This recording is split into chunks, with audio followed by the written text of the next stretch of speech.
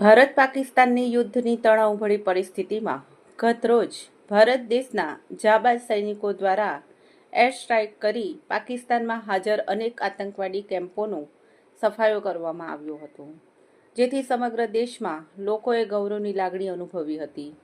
ત્યારે ભારત સરકાર દ્વારા મોક ડ્રિલ કરી ભારતવાસીઓને યુદ્ધ જેવી પરિસ્થિતિ સામે કેવી રીતે સાવચેત રહેવું તે અંગે માર્ગદર્શિકા જાહેર કરવામાં આવી હતી.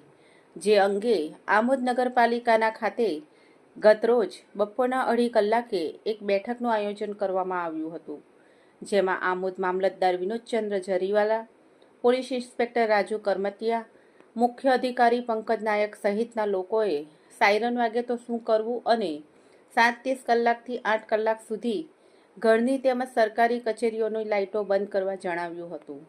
આ બેઠકમાં વેપારી આગેવાનો, રાજકીય પાર્ટીના આગેવાનો, પાલિકાના સદસ્યો, નગરપાલિકાના પ્રમુખ જલપા પટેલ સહિત નગરજનો ઉપસ્થિત રહ્યા હતા.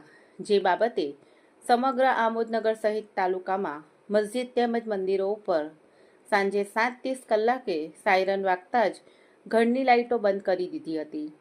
તેમજ આમોદનગરમાં આવેલી દરેક સરકારી કચેરીઓમાં પણ લાઇટો બંધ કરી ભારત સરકારના આદેશનું પાલન કરી દેશદાઝની ભાવના ઉજાગર કરી હતી. અલમાશ બાદશાહ, TPN ચેનલ, આમોદ.